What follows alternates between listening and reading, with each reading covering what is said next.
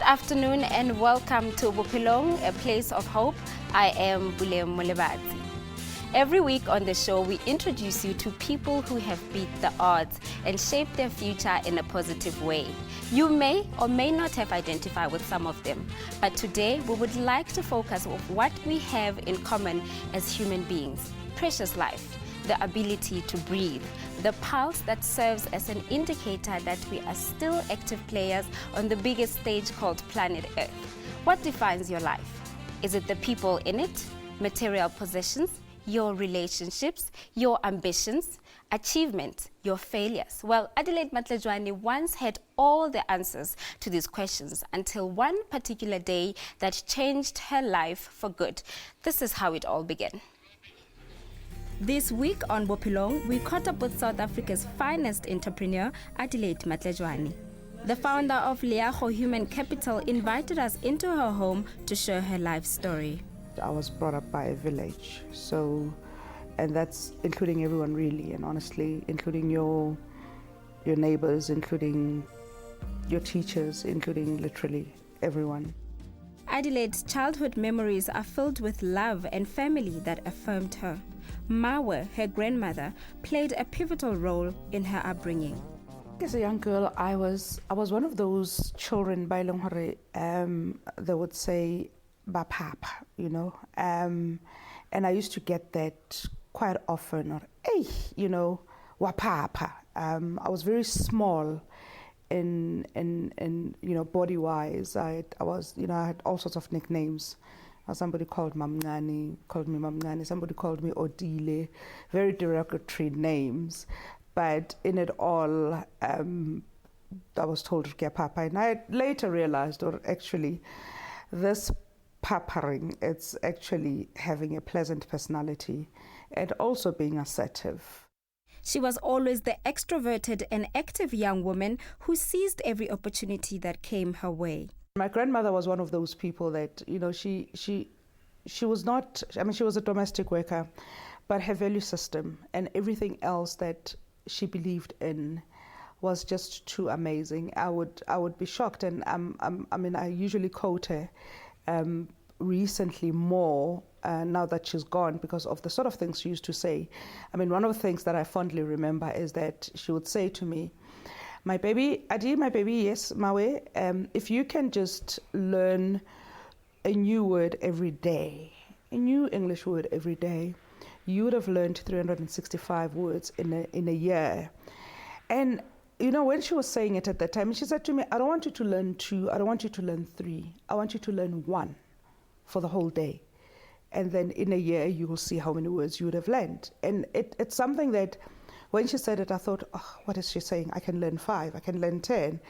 But it's how she said it and how it sat on me, because every day I would say, what is it that is new that I want to learn? In the 1950s, the Matlejoanes were forcefully removed from their home when the apartheid regime imposed the Group Areas Act on the black communities. Adelaide's parents had to seek refuge elsewhere. Adelaide remained with her grandmother, who encouraged her to tap into her talents. As a young child, one of the things that I did, and I did quite well, I was very entrepreneurial. When I was 13, 14, I attended a course. It wasn't a course, but I think, we were picked in Soweto, about 200 of us, and we attended extra lessons every Saturday morning. And those extra lessons were maths, science, and English. And it was called the Gifted Children Program. At the Gifted Children Program, we were given 2 rand every Saturday for transport. And I took that 2 rand every Saturday, and I would go to a place called Kliptown. It's in Soweto. And I would stock myself some Sigzo, some brown sugar, and I'd start brewing to make ice lollies. She knew she was destined to be an entrepreneur. Shortly after she established her first company, Matlejoane's staffing business, she was reunited with her high school sweetheart, Thabo Rapitapi. The two decided to venture into business before they could commit to starting a family. This is a very interesting one. I knew Thabo when I was in high school, when we started high school. He was the head boy of Progress High School. and I was, yeah, Nikile baby, hi. And that's how I knew him. And then when he left and he passed his matric, I didn't see him, I didn't know him until much later in my life when we reunited and we reconnected again. And I had grown. Remember, I was younger, I had grown to be a mature person. And I was working at that time. So he actually contributed to me starting the business, because when I shared the dream and the vision with him, he was fully supportive. The couple had their first child, Letabo, and 20 months later, they had a baby boy, Leago. The business was about 2-3 years old, and we could see where it was going. And then we decided that it's time we start a family. Perfect marriage, perfect life. Adelaide thought she had it all until the sudden event that changed her life for good. It was the 16th of June, it was Father's Day, and his eyes were yellow, And I said, just skin your eyes are yellow. What is it? He still felt good, he was okay. But then, we had to go and see a doctor the next day, and it was immediately, he was then referred to a hospital because he needed to be admitted. And we went walking there together. And a few days later, he was in a coma. And I remember, because that particular Monday, I was supposed to pick him up. He said, I think tomorrow I'll be discharged. I think this thing is clearing. And when I got there, he had been taken out of the ward, and it's because he had gone into a coma, and the toxins in his body had gone into his brains. He was confused. He couldn't wake up. He couldn't do anything. And that is where it all began. After being in a coma a couple of days, Thabo passed on. After his passing, Adelaide's family passed on, one after the other. With my grandmother, I made a bit of peace, and I said she was old, because I think she was 88 at that time. I said, God gave me my grandmother, I'm old, I'm over 30. She's been a wonderful source of inspiration, support, and motivation.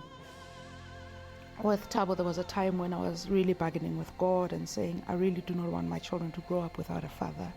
I really need him, But I could see that this is where it's going. And there was a time when the doctors were saying, if he does wake up, he might be brain damaged. And I said, this is all I want. I just want my husband, But there was a time when reality hit in a bit, and I would say, okay, maybe he won't survive, maybe. But I kept praying, I kept hoping. But when my son passed on, we were sitting together. It was New Year's Day. He went out, and the next thing, he was no more. I was called, and I was told, Leago is in the swimming pool. I had to go in. I had to dive into the swimming pool, get him out. I had to CPR. Some of the people came and said, at least you could swim, at least you could CPR. But none of those things saved my child. I cannot have a child now, and 5 minutes later, I don't have a child. In all of them, I think it hit me so hard that I had to be admitted in hospital. Despite the turmoil in her personal life, Adelaide's company continued to thrive until its sudden death in 2011. The business was liquidated due to tax debts. The life she had built and called her own was no more. Bophelong continues shortly after the break. Stay with us.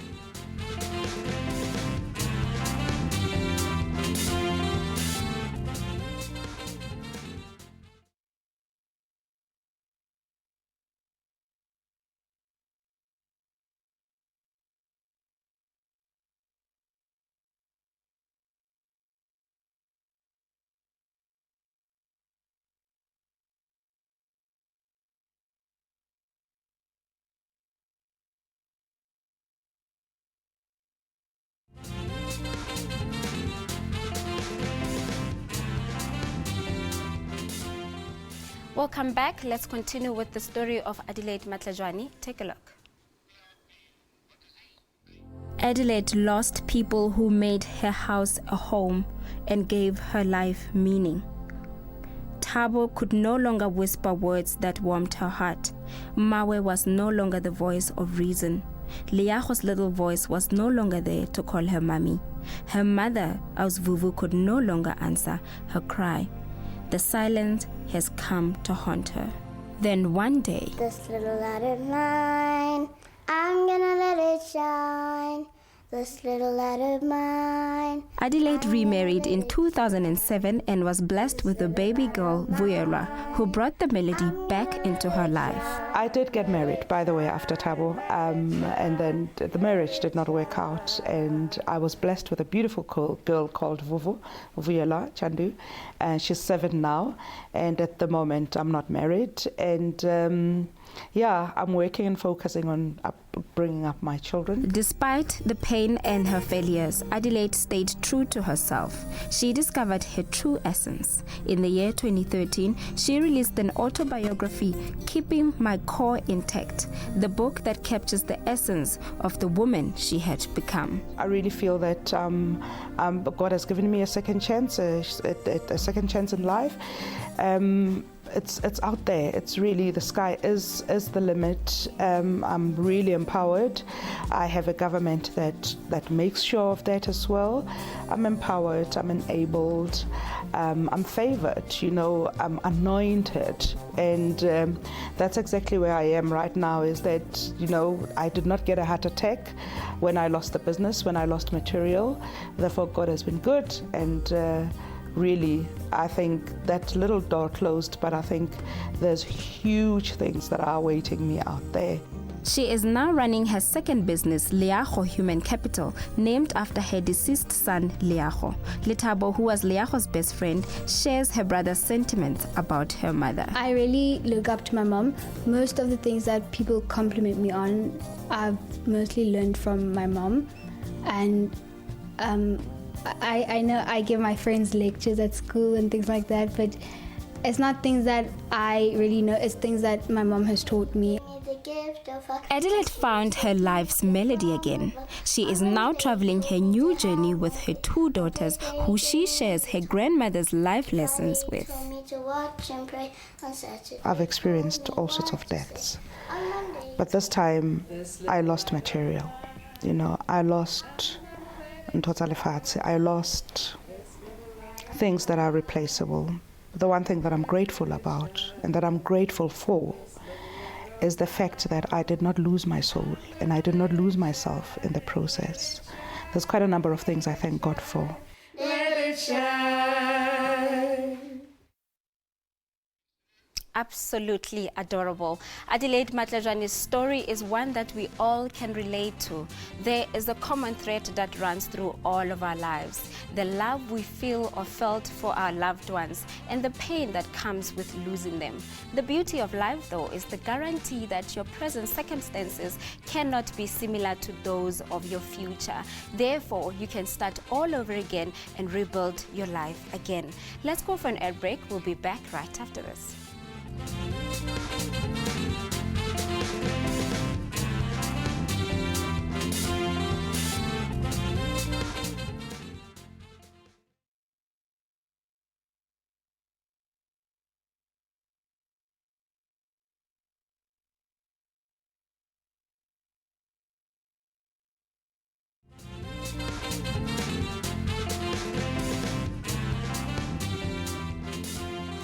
Thank you so much for joining us. You're still watching Bophelong with me, Bophelong. Joining me in studio today is Auskosi, a clinical psychologist. Auskosi, welcome to the show. Hello, Sissy. Hi. Thank you. Very much so. Thank you. Thank you. Thank you for coming through. Good.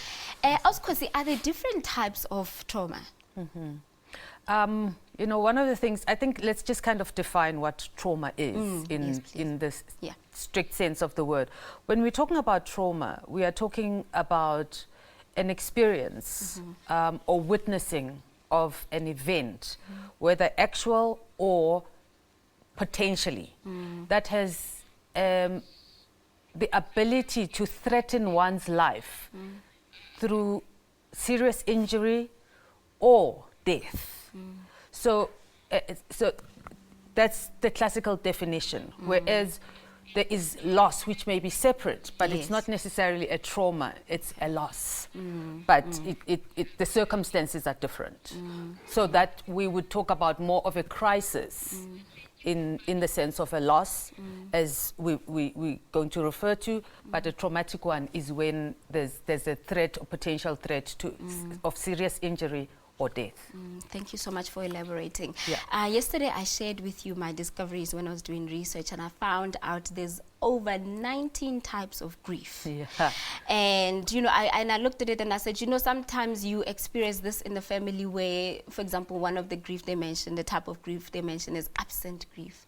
So you don't know, is this person really impacted by the event? Where do I even begin to say, let's talk about it? How do you reach out? You know, all you can do is really to try and give the person permission to experience their emotions. People are different. We talk about human beings as universal, singular, in the sense that there are experiences that we all collectively have as human beings, and reactions that are universal to us as human beings. But each one of us is unique in our own ways, because we are constructed uniquely by genetics, and by also what we refer to as social genetics, in terms of what happens to us through life. And so everybody copes differently. We have within us our individual resilience factors, so that even though we may all experience the same event, we will react to it differently. So when you're talking about absent grief, you effectively are then saying there is a socially recognized or normative way in which everybody within that context is expected to react to a particular incident. And what you are then observing is that this person is not reacting in the way that we expect them to do. And therefore, you would look at it as absent. It does not mean that they are not experiencing it necessarily. It just means that they may be expressing it differently. You know, so perhaps you may expect a person to cry, because that's normal. That's a normal reaction to loss, to a person that we are attached to. But they may not cry, or they may not cry at the time that you expect them to, or in a way, or to the degree that you expect them to. And so it's about checking. First of all, let's not make assumptions. Just because I would cry and fall over, you know, the chair and everything and be completely dysfunctional, it doesn't mean that I'm experiencing it any better or any deeper than a person who may not be doing that. So it always is useful to check with the person how they are feeling, and to validate how they are experiencing the event. But how do you reach out without having to push them to a position where they don't want to be at? For example, with Adelaide, she didn't know she was impacted, although she was in a situation where she saw first the husband, and then the grandmother, and then the son, and then she was physically ill. Then everybody says, okay, this woman is, you know, she's in terrible pain. So how do you reach out to somebody when you want to help out and be able to be there for them, especially friends and family? You know, it is to perhaps sit down with a person and assure them of your intentions, first of all. Make sure that you are coming from the right intention. Is it about you, or is it about this person? You know, and to acknowledge that what I may be putting to you may actually be my struggle that I'm projecting on you. So let's just have a conversation about this, if that's okay with you. They may not be ready to talk about it, and you need to respect that space at the time. And if that is the case, you then need to say to yourself and them that I'm available. Please keep the door open so that we can have this conversation. And if at any point you are struggling, I'm available for you. That's true. And to know that, you know, grief is a journey. It's not an event. So just because they've cried in a month doesn't mean that it's now, oh gosh, it's over now, they can move on. It's not necessarily that way. We don't heal that way as human beings. We may take one step forward and take 3 steps backwards, and so on. So it's I'm learning a lot as I sit here as well. So I'm hoping also the audiences at home are able to pick up a thing or two that they can use in their own lives. Normally with grief, it turns into depression, I would say. It can. Yes, or it can. So it's not a guarantee that you'll definitely be depressed. It's not given that it will be that. So let's say then you get depressed when you're mourning a loss or you're grieving. You know, how do you then say, Ish, I think I'm depressed? What are things to look out for? Okay. Well, one of the things you would experience is a complete, it would be an inability, so to speak, to bounce back. You know, and again, depression on its own, the definition is about, it has to do with the duration over which we, all of us, you know, will experience knocks in life. All of us are not, you know, getting out of bed and bouncing around all the time. So we have our downs, our highs and our downs and or lows. But, you know, if that persists over a long period of time, and the important thing is, what is the impact that it is having on your ability to function as a human being? Are you able to have experience of joy of life, for example? Are you still able to have the desire for the things that were meaningful in your life? For example, if your job was an important part of your life and you know you were thinking about it and planning and so on, do you still have that sense or desire or connection to things that made your life meaningful? And it may be relationships as well, whether we're talking about intimate relationships, we're talking about your children, your family, your extended family, your social network. If you are a person who used to like going out and socializing, do you still feel that you want to do those things that were meaningful to you before? Or, and over time, are you just finding yourself just dragging yourself through life? And if you want to get help, if you want to get out of a depressed state that you're in, what's the first step? Okay, there's two things. Firstly, you need to recognize that I'm no longer the person that I used to be. Yes. And perhaps, and not everybody can do that, so it's better. It's always advisable to seek professional help, because there may be things that you may not regard or may not be aware of. You were saying just now in the few minutes that you've learned a lot, you know, of things that we would take for granted or not take notice of as they're happening. So when you are with a professional person, they will be able to ask you questions and help you to process the experience that you've had and be able to reflect on the impact that it has had on you and be able to say to you, so given these symptoms that you're experiencing, some people, you know, carry their loss or grief physically. You know, they may be experiencing physiological, and they'll go to a medical doctor, when in fact it is a depression or it is a grief experience that is manifesting through the body as opposed to emotionally. And because, you know, there are other people in remote areas in the country that don't have access to psychologists and counseling. Are there in our communities, you know, places that we can go to seek emotional support? Well, it depends on the context, but I always want to believe that we are social beings, and so we are products of the environments that we grow up in. And so we are socialized, as I was saying earlier on, the social genetics. So it is, how does my environment script for me how I am expected to behave or what happens to us? But, you know, death and loss being a universal experience, all societies have a way in which we offer support to each other. Thank you so much. There's so much that you and I can share.